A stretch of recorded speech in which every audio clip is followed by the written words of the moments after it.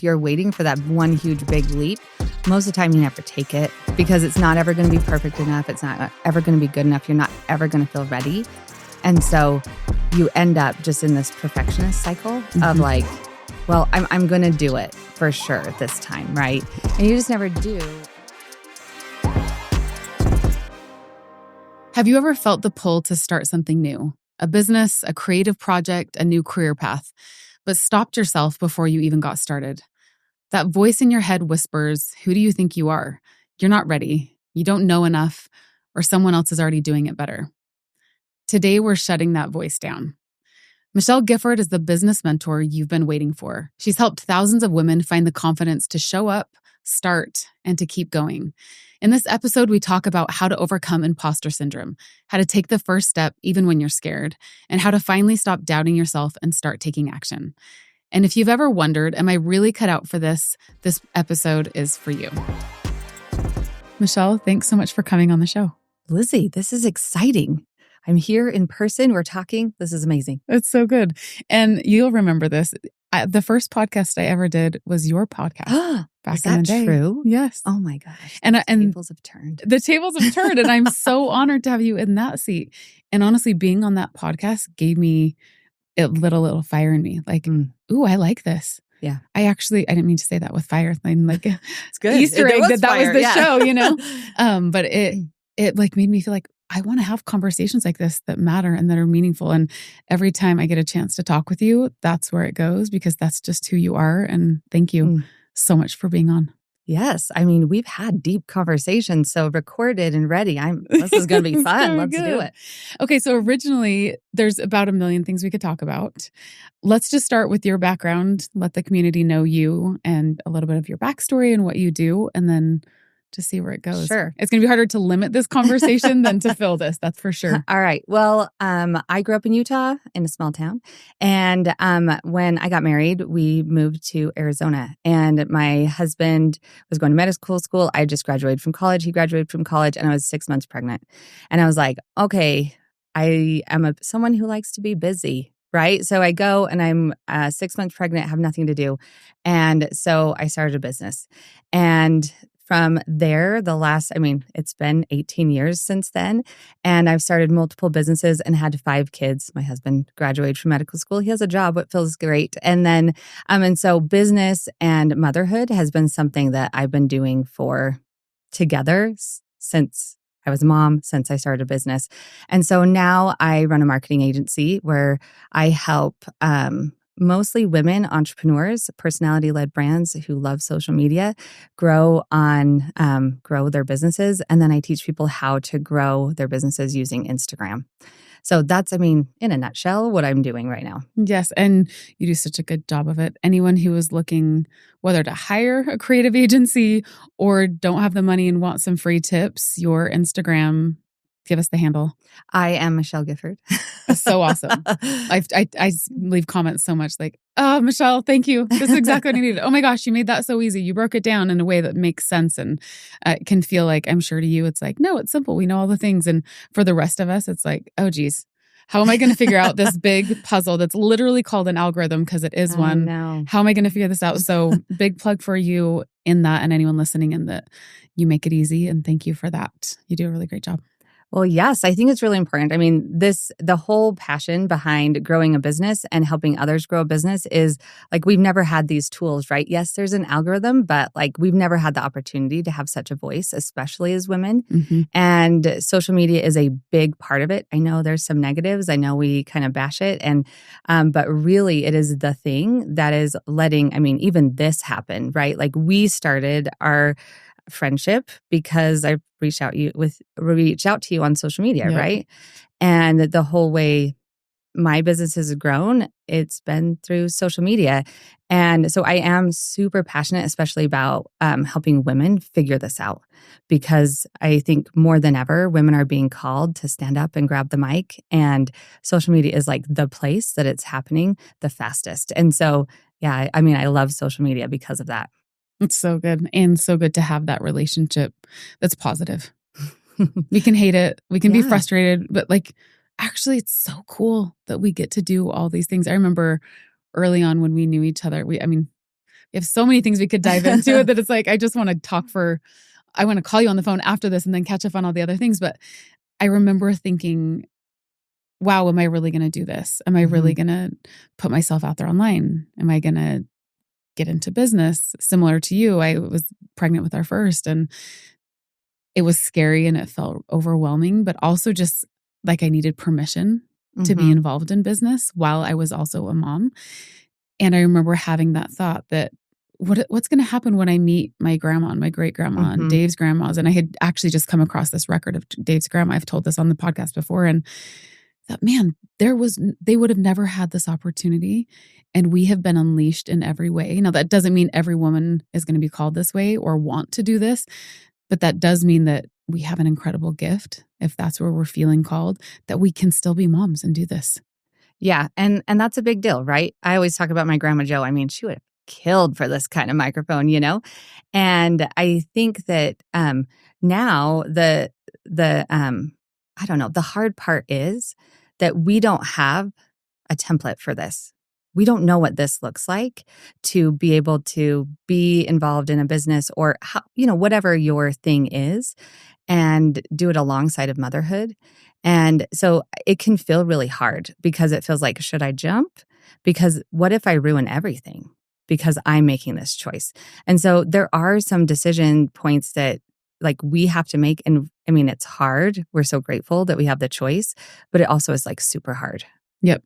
And that's real. And I think you and I both have a lot of empathy for women jumping in and saying, like, I didn't actually have a mentor who had done both. I didn't know a woman. The women I knew who worked full time always with a nanny, and they had to. There was no internet. Yeah.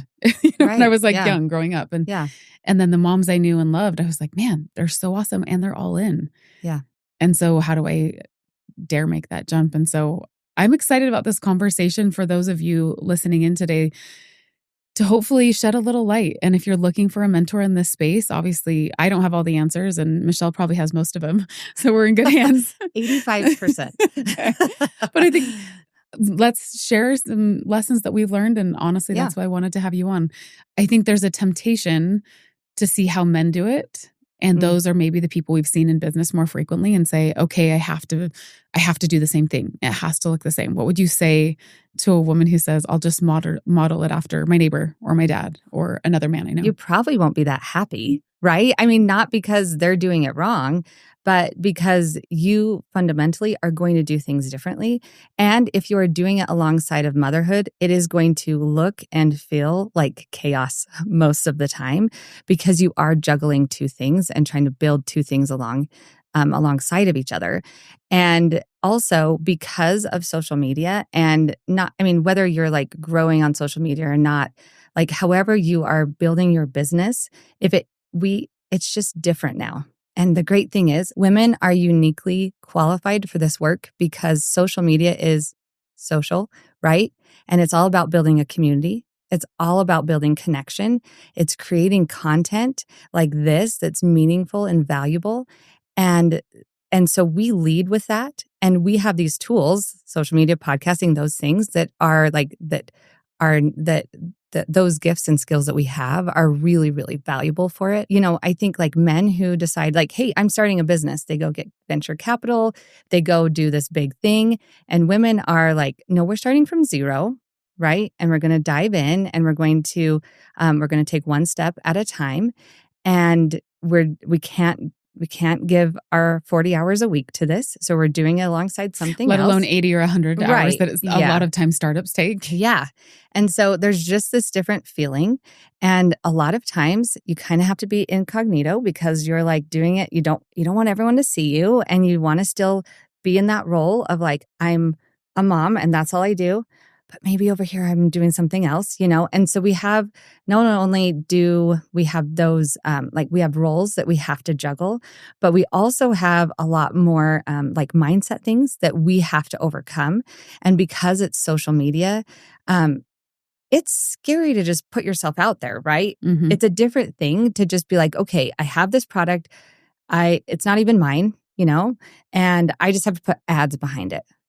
Most of the people that I work with, it's like a product that they've worked on for years and they like they love it. It's their heart, their soul.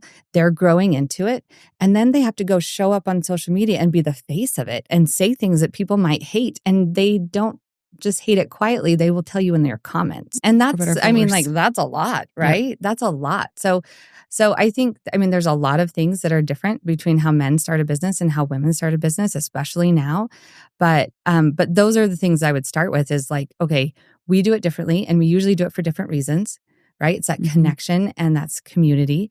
And also we have to juggle the like, who am I really? Like, can I do both?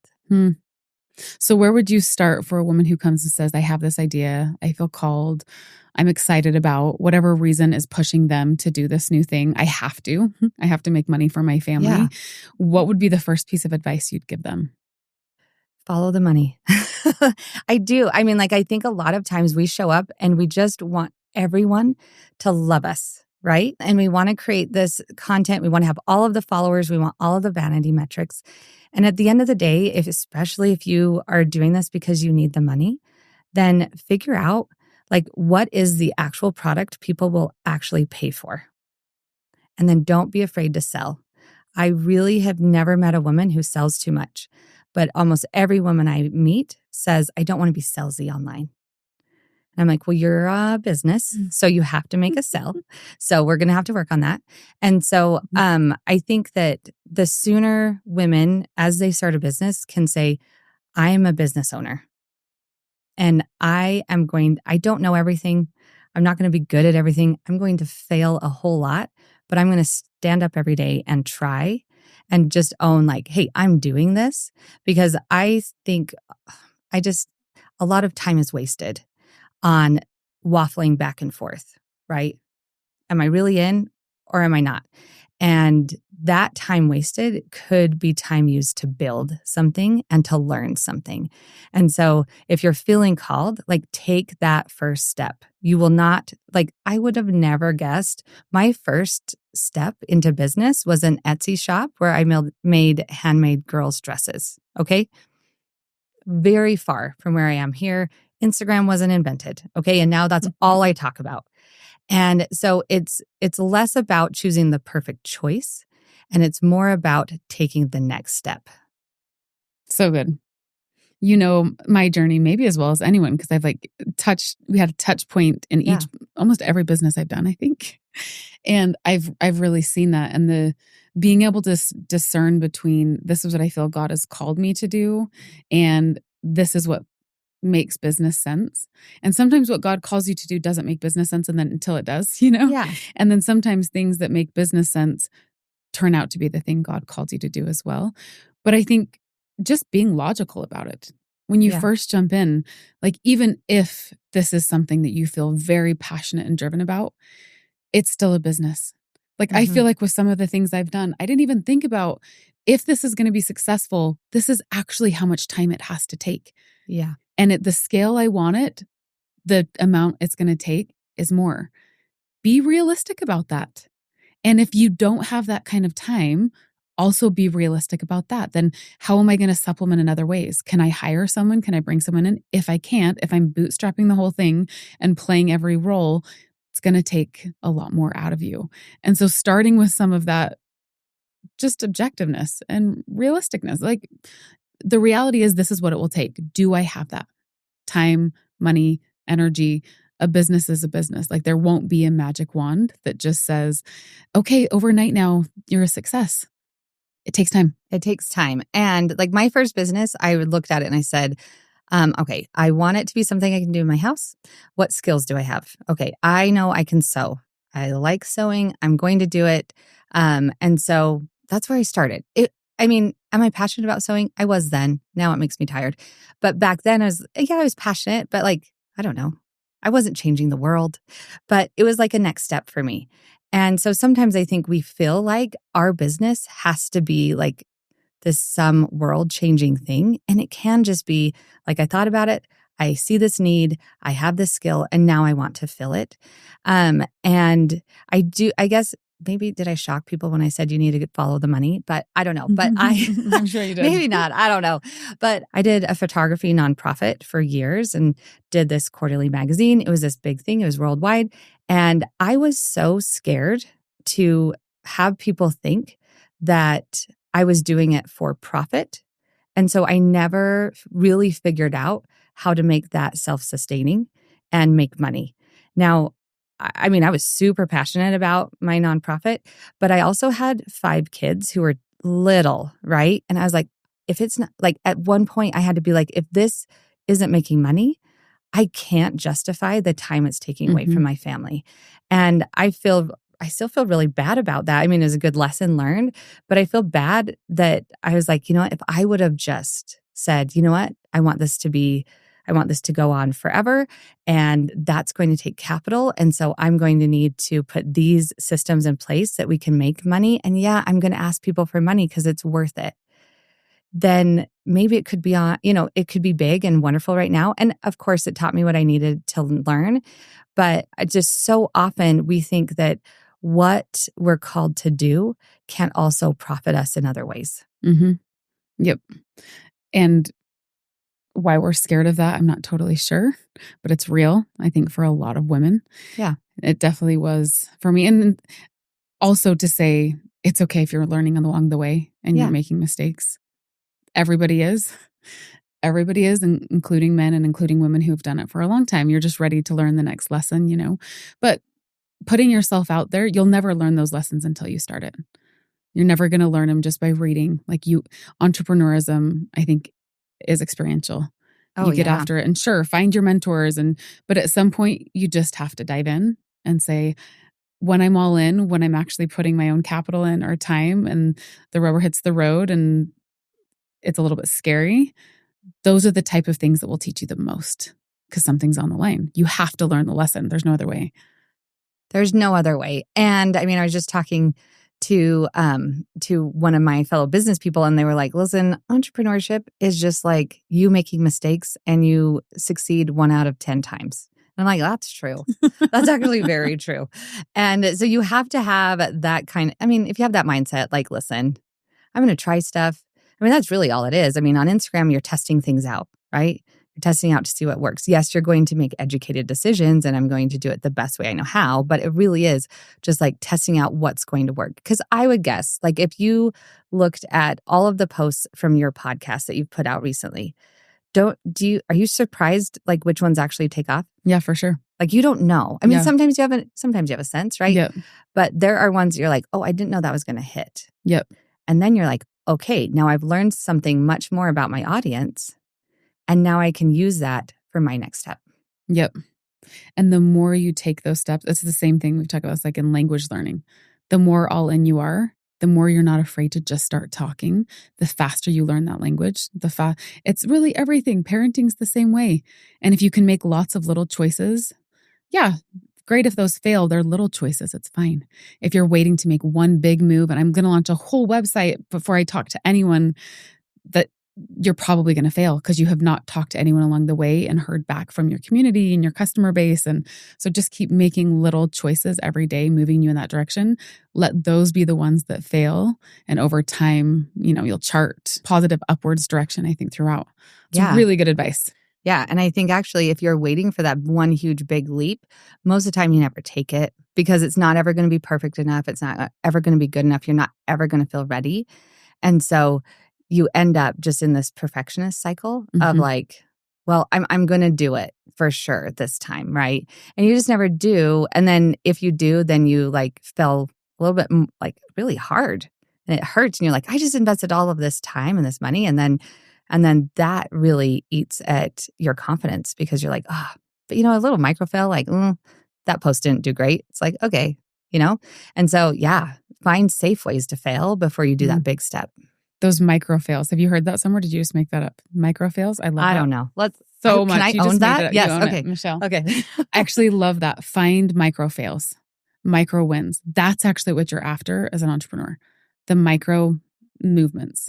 That's so good. Okay, let's talk now a little bit about the actual work of being a mom and being a business owner. And microfails probably apply here for sure too. But how do you navigate that? What advice do you have in that sphere? What are some of the lessons actually you've learned along the way would be really interesting too. Popsicles. I think always have popsicles in your freezer. And that's what when I'm working, I'm like, I just need 10 more minutes. Popsicles is the answer. But I would say that as your motherhood shifts, then your business is going to shift. And so like, I can tell you exactly what I do this week, every day this week with my business and my motherhood, and it probably doesn't match yours. And so you have to get pretty comfortable at your life looking different than everyone else's.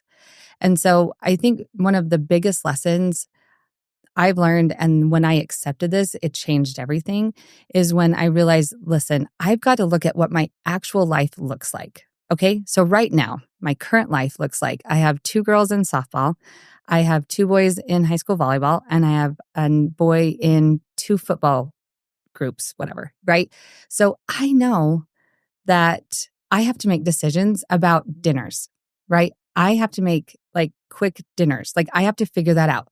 I also know that I don't want to spend all of my time when my kids are away at school cleaning my house. So you know what I'm going to do is I'm going to hire a high school girl that's being homeschooled right now to come in a few days a week and help me pick up, because that's what I actually need that gets me to my goals. Now, when I first thought about this, I thought people are going to judge me because I'm not cleaning my own house. Been there. Right? Not sure why. I don't know. Why is it the house cleaning? I don't know. It's dumb. Listen. And like if I don't fold my own laundry. Oh, man. Like people like, I'm not really giving the love my children deserve. Okay. Really? Well, I don't know. My kids fold their own laundry. So what mine does do too that say? now. There's a lot of great things. Yeah. But I think we have all of these thoughts about what our motherhood should look like. For example, like a few years ago, I was like, you know what? If I am not making breakfast for my kids every morning, then I'm not a great mom, because my mom is the best mom, and she made breakfast every morning. She was there when we left. I live in California, so that means that my kids get up, my high school kids get up, and they go to early morning seminary, which is a church class. And so they leave earlier. And then my bottom 3 kids who don't go to seminary, they don't like breakfast. They like want a piece of toast. And I looked at myself, I was like, what am I doing? Like I am making breakfast for people who don't want to eat breakfast. And guess that was like a few years ago. Well, now I have these big boys who like actually want, they need a lot of protein. Okay. So I'm like, so now I'm like, okay, it shifted. And I'm like, it does mean something to them if I make them some eggs and toast before they leave. And just to know that like, whatever, there's something that we're all thinking about, that like, this is what a good mom does. Like everyone has something. For me, it was that breakfast at that time. Right. We all have those things that are like, well, I'm not doing this, and so I'm not a good mom. And it's not true, right? If someone else did that, or if you cut it out, whatever yours is, you're still a good mom, right? Because I was too often confusing what it was to be a caretaker and a nurturer to my kids and making sure that their needs were met with motherhood and what that actually is. Because motherhood is a relationship with my kids, right? And yes, So I also am the primary caregiver for my kids because my husband has a 9-to-5 job.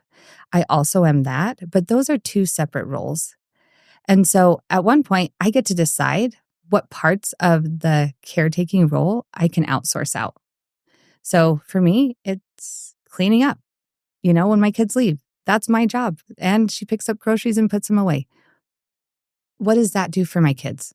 Like, they don't care. They don't even know. I mean, they do know, but it doesn't matter. Yeah. So I think just like looking at your actual life and saying, what do I want? What do I want?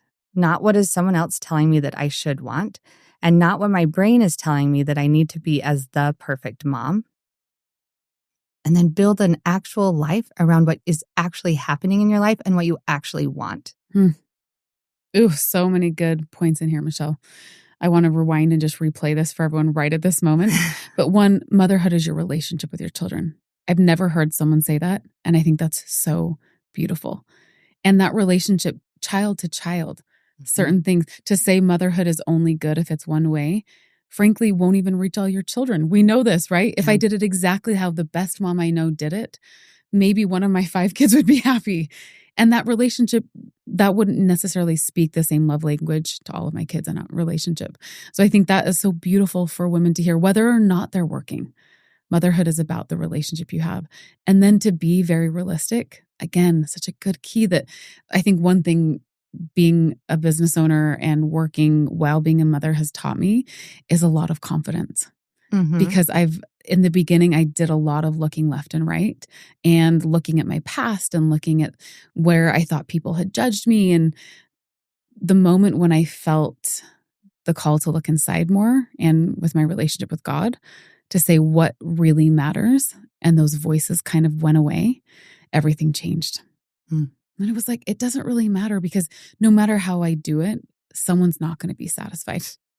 Someone won't, whether it's a relative or a neighbor or something. If people who have opinions will have opinions no matter what I do, it cannot be about them. Motherhood is not about a relationship with my neighbors. It's just not what it is. But then when you can move past that and have that confidence inside, it's like, wow, watch out. Yeah. And that's actually what I want to give my kids, is a confident mom, right? Like, I want to model that for my girls, and I want to model that for my boys. And I want there to be like, you know what?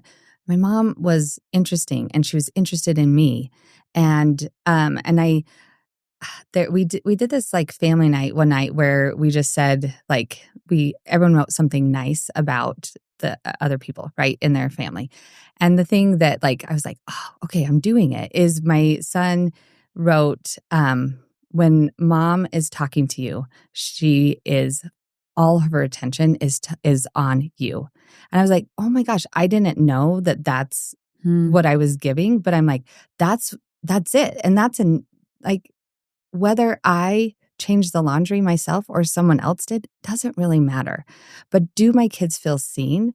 And there's an easy way to figure this out, is like, hey, ask your kids, like, what do you value the most? Like, what do you love to do with me? For my 9-year-old, she's 9.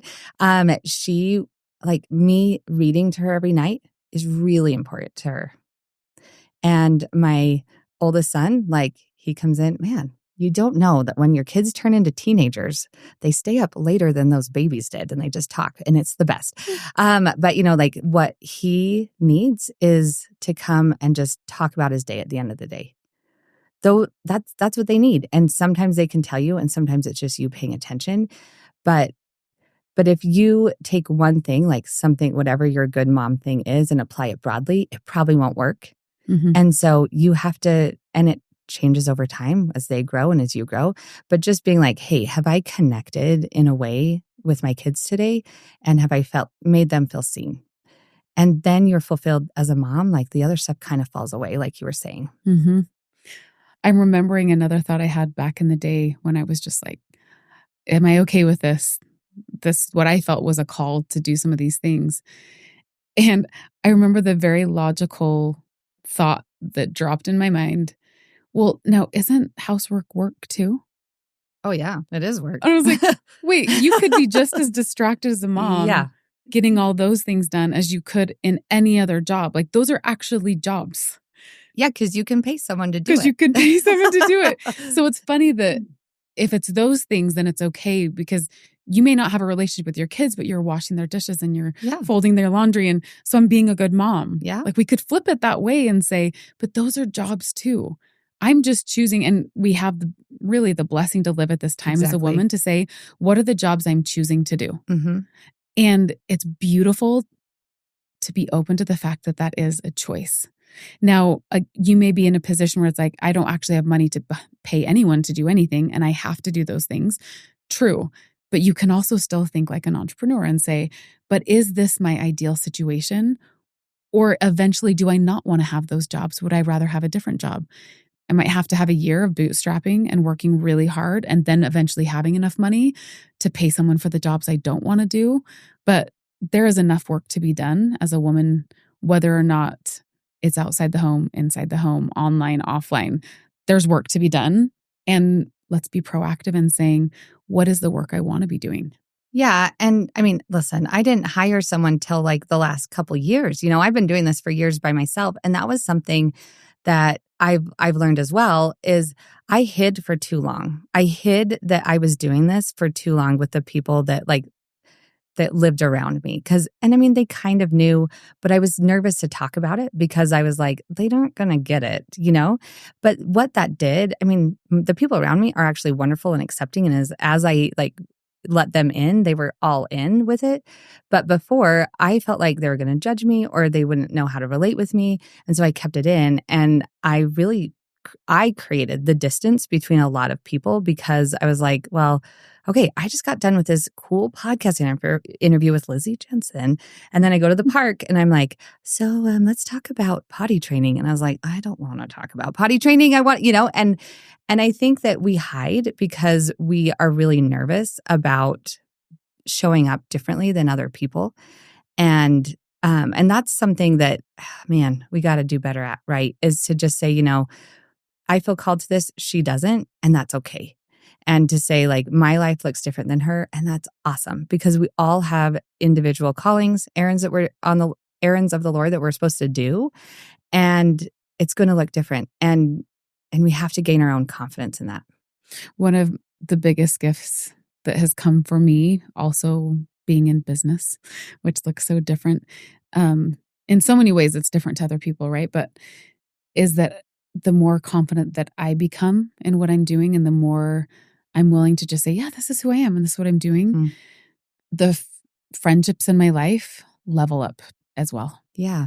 Like when I was insecure, I was really happy to be around other insecure people because we were insecure together, Yeah. And the more I think you do that and you let your light shine, the hard reality is some friends won't understand that. Yeah, that is true. You lose some friends and that's tricky and it's heartbreaking and it's hard. But I've also always been led then to other women who really see me for who I am. And you were like, oh, I get that because I felt that in my life. Yeah. But when I was afraid to share, I couldn't find my people because they didn't know I was there. Right. Because I wasn't there. I wasn't filling the space. And the women that I know, and I just feel so lucky to know you, it's such a gift that I'm like, are you kidding? You're going to come on my podcast? Are you serious? They even answered my message, But I think part of that is filling the space that God's created for you and not being afraid to say that. And of course, that if you're doing it for vanity reasons and you show up at the park and you're like, guess what I just did? Well, then you're just as insecure. You're actually not saying that from a place of confidence or goodness, but knowing that we're meant to shine and that's okay. When, what are all those sayings and quotes like that gives all the other people permission to show up in the same way too, including the mom who maybe nails potty training and is going to share a few things. And we need those friends too, who they get the work of motherhood and can share those things that maybe I'm not as good at. And if they show up in their security and I show up in my security, we can share openly, though our work looks very different. Exactly. And the confidence, like when we are confident, when we can step forward and say, this is the work I'm choosing to do. These are the people I'm choosing to talk to. And that is when magic happens because it's when we open the door to service, right? Because if I can accept exactly who I am and say, yeah, I'm not perfect, but like this is who I am right now. And this is what I feel called to do, then I have found that God puts you in the rooms where you can make an impact. But until you say, I'm here and I'm ready and I'm willing to take that first step, it's hard to put you where you need to go. Have you dealt with? I'm actually asking this sincerely because I've been intimidated by you and some of our calls. You're just... I laugh a lot. Why are you intimidated? No, I think because you push women. You're like, who are you speaking to? And why are you showing up? And you ask the questions that get women to the place to say, okay, I'll walk in that room. Okay, I'm not afraid to say I'm actually doing this. Have you dealt with any of that imposter syndrome yourself? Oh, because it doesn't seem like it. But I have been known to push people over the edge of like, am I doing this? Yes, just get out Yes, there. in such a You good way. know, of course, there's imposter syndrome, but I also have found that imposter syndrome goes away the more and more you practice. So I feel today a lot more secure and excited and happy about who I am than I did 10 years ago, right? And most of that has been, well, like being okay with all of the flaws, right? Because I don't know. I'm showing up all the time online and saying stuff, and I don't know, like, and I found that the more you're just okay, the more it gives other people permission to be okay. And so, as far as imposter syndrome, I do not think that that's something you have to carry your whole life. I think you can have doubts. Everyone's going to have doubts. And that's okay. Like to know that this is part of the game. It's part of any game you play, right? Is that you're going to be like, oh, am I going to really do this? But I also know that when we say yes, and when I know, like in my heart, it's a yes, then I don't have a huge reason to doubt, right? And the more I've tested that, acting on my inner voice and taking that step, the more confident I am. When I hear that, I'm like, you're right. That's the next step, and I'm going to do it. And so some people say, I don't know, imposter syndrome isn't a thing. And other people are like, imposter syndrome is something you have all the time. And I think that we have to say, like, we have to work towards quieting that voice because it's wrong, right? It's lying to us. And I always say this, like the work qualifies you. One of the businesses I started was a photography business. I was a photographer. And I'm going to tell you, when I picked up that camera the first time, I wasn't good, right? And so I don't want you to think that you can't put in the work. Like you don't have to put in the work, that you can just believe yourself into something. But you put in the time, right? I started out as like, hey, can I take your pictures for $0? Right. And then I was like, how about 100? And then, I built up as I worked harder. I took thousands and thousands of pictures until now, if someone asked me, I mean, I'm not really doing photography, but like, then I'm like, yeah, I could pick that up and this is how much it'll be. But that didn't happen just because I talked myself into it. It's because I did the work to qualify me to be confident, because I'm here and I've done it. And I can confidently tell you, if you pay me and I do this work, you're going to love these pictures. So good. You talked about imposter syndrome as like any game we play. And you think about a literal card game. Oh, yeah. And someone's like, I have this awesome game. And you always do a practice round. There's always like the best way to actually learn the game. Like I could explain all the rules, but none of us are really that good at explaining rules for some reason. I feel like maybe no one is. Like card you're like, games. well, then if this number, then that. But the cool thing is you do a practice round. And I remember thinking this after I had first started a blog. Like the first thing I really did post law school, honestly, was I realized there were only 2 people reading my blog. So you kind of start out with a practice round. And same thing with photography. Like if they know that it's really cheap at first because you're learning, it's a practice round. Like the stakes aren't high. So don't be afraid to start there. Don't think that you're less of a person for starting out being a beginner. That's exactly where you should start. Because if you fake it in the beginning, or like you said, like, well, I'm not going to talk myself into being the best photographer, because you can't. You only get there through work. Guess what happens if you pretend you're good and you're not, and they pay a lot of money? They're really mad and they're really disappointed. And maybe you just blew their wedding because there's no pictures. So start small. It's again back to the microfails, but in a really great way. Like, oh, let's just do some practice rounds. I might not even know if I like it yet. Yeah. And beginning is a gift, right? Because like people on Instagram are like, why don't I have 1 million followers yet? And I'm like, you don't even know how to create content yet. Isn't it a gift that you only have 10 people watching that reel? You don't know what your business is. And half of them are related to you and just cheer you on no matter what. Isn't so you're that fine. A gift, right? So so don't be afraid to be a beginner. We're all a beginner and at one point or another. And like I will say again, the work qualifies you. So you don't have to worry about like in 10 years or like at step 10, am I going to be ready for that wedding? It's like, yeah, you will, because you've already shot 1 million pictures and 80% were bad.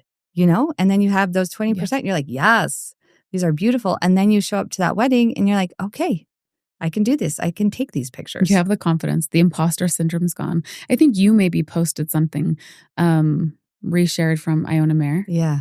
Where she talked about imposter syndrome, right? And just said, like, I belong on the field. But why does she belong on the field? What is she doing every dang day? What? She's in the weight room. She's lifting weights. She's at practice. If I went on that field, I'd feel like an imposter because I haven't put in the work. Yep. I have not put in the work to be her. And if she maybe were to show up in my shoes as a mom of 5, she'd be like, what am I doing? Right? And so like we can't skip the work part. And we can't skip the doing the internal work part either, because both of those things have to happen for us to step into this new person. And that's exactly what business is like being an entrepreneur. You are stepping into like, okay, like I am the expert at XYZ, or I am the person who's going to interview all of these people and I want people to listen to me, and everyone, you have to do the work to get there. So good. What did you say? The beginning is a gift? Yeah. Beginning is a gift. So good. In everything we do. In relationships, you start out dating. Motherhood. Unless you start with twins, but Well, listen. But I got them on my second and third, so I was safe. Yeah. But yes. But also you all start out with babies. Yeah. You don't start out with a teenager. Yes. Thank heavens. You know, we get those opportunities. The beginning is a gift. And it usually in business takes less time than I think when I'm doing the work. I take a lot more time worrying and being nervous and scared and having this fear that I have to get over in my own mindset. But when I actually just start putting in work, it's like, oh, that came faster than I thought. Yeah. And you thinking about it, like we sit on an idea and we sit on whatever, like a plan. And again, it's that perfectionism thing where we're like, well, it has to be perfect. But you realize that like you probably, once you get into the work, you just figure it out, right? Like I had to be like, I asked my brother and sister-in-law who were getting married when I first got my, my camera. I was like, well, let me just take your pictures for your engagement, And I was figuring out in real time, like how to shoot in manual, and they were getting it for free and they had no money. So bless both of our hearts. But like it happened. I learned because I was like, okay, the next step is, okay, what is aperture? Oh, look, a little bit blurrier. Okay, I like this, And so just, you have to get in there. And the sooner you stop thinking about it and worrying about it and just take that first step, the sooner you're going to learn the actual things that are going to matter. Yep. And worry isn't work. Worrying is not work. We think we work on a business because we worried about it for a couple of hours. That's not the work. No. It probably could, again, be the same for motherhood. Worrying about my child versus showing up in relationship and asking them and talking to them or making something for them or doing something. Like the worry isn't the work. It doesn't make us progress. Yeah. Okay. So the woman listening in who maybe now is getting a little bit of confidence and saying, okay, I can do this thing. And whether it's the thing I feel called to do or I want to do or I need to do, I'm going to take my first step. I'm going to make the microfails. I'm going to do that. And then they make a little headway. And now we're maybe moving to the woman who's like, I have something up and running and it's okay. What's some advice we can give them at that spot? I would allow yourself to take credit for the work that you just did. So I get to work with a lot of women who have like hundreds of thousands of followers. They have a business that they're making 6-7 figures. And I go to talk to them and they said, I don't know how this happened. This just happened by accident. And I'm like, did it? Was that just like, you just fell into those hundred thousands of followers, and we have this hard time like owning our success. And we could talk about why, but I think that stops so many people because because if it was an accident, we can't duplicate it. If it was an accident, then I don't deserve to be here. If it was an accident, then I'm an imposter and people are going to find out. All of these hundreds of thousands of followers are going to find out that I don't even know how I did this. And that makes you shrink. And I don't want you to shrink. I want you to expand. I want you to grow bigger. I mean, can you imagine? I mean, let's just take a break and say, look at what you could do. You can have one post, and it can reach millions of people. Like one post can do that. Are you kidding me? Like I remember there's one of yours of Corinne, right? Mm-hmm. And that reached millions, right? Mm-hmm. And that was a really powerful post about motherhood. Yep. And I just want you to think about it. Like, what if you stopped turning inward and you started turning outward and saying, I did this. And it's not because, oh, geez, I'm so great. I'm so awesome. Everyone look at me. But it's given me the confidence to say, I know who I am. And now who else do you want me to serve? That's a different feeling. And so I want you to own your successes because that will bring you more confidence. And then you can stop thinking about yourself and get out there and serve. My mom would always say, before we'd leave the house, she'd say, the first thing you do is you get up and get ready, get yourself looking great, and then walk out the door and forget yourself. When we have the most negative thoughts and imposter syndrome, it's when we're turned inward and we're not thinking about who we could impact. And so if we can take a step back and say, yeah, I did this and now I have confidence and I can continue to help and serve, then that changes things. I love that advice so much. And as women, there are so many people who are hungry or sad or who need mentorship. Like they need women who are okay to say, I can do that. I can teach that. I'm actually really good at that. Might not be good at everything. I'm really good at that. And you can ask, like, I would love to help, or you can pay me for that service or whatever. We need women who can show up with that confidence to say, yeah, I'm your girl. Okay, the time has flown by, Michelle. I want to end with a question that I used to ask and then I forgot that I was going to ask every guest, but I'm going to bring it back right now. Let's bring it back, Lizzy. Yes. Okay. What do you hope your legacy is when you look back? I actually hope it's that can I have two? Of course. I mean, come on. At funerals, does anyone only talk about one thing? Have as many as you want. It can be one. But honestly, what do you want people to learn from you, or where your light shined? And it's already been in about 1 million places. So yeah, yes, I don't know. Course. But I want people to either have heard something I said or to look at my life and then have the confidence to try. Because at the end of the day, we are each here to learn who we are and then use that to help and serve others. And we are here right now for a very specific purpose. I mean, I cannot even imagine like how many people we can impact, and especially for women. Especially for women, we've never had this voice before, and this opportunity, this microphone, right? A place that we can freely create content and amplify our voice. We've never had that. And I hope that whoever hears me says, yeah, I just want to turn up the volume just a little bit or a lot. Please crank it up. But I want to give the tools. That's why I teach about Instagram, because I want to give the tools to be able to do that. But more than that, I want to give women especially the confidence to take that step, make that happen, and turn up the volume, because their voice matters. Their experience matters. Who they are matters. And whether you want to share that light online, in your schools, as a teacher, as a PTA mom, maybe in the local government, I actually don't care. I do not care where you choose to show up, but I do not want women to waste this moment when we can stand up and speak out and share our light with those around us. So beautiful. Thank you, Michelle, and thanks for coming on today. Thank you. It's been a joy. Here's the truth. You are ready now. Not when you have more experience, not when you have a perfect plan, not when you feel 100% confident. Here's my challenge to you to end this episode today. What is the micro step you can take right now? Not a massive leap, just one small brave move in the direction of what you want. Send the email, post the thing, make the call, write the idea down. Then I want you to DM me at Lean In With Lizzy on Instagram and share the step you're taking, because this is your moment. If this episode fired you up, make sure you subscribe so you never miss an episode. The world needs more women stepping up and going after their dreams, and I want you in that room.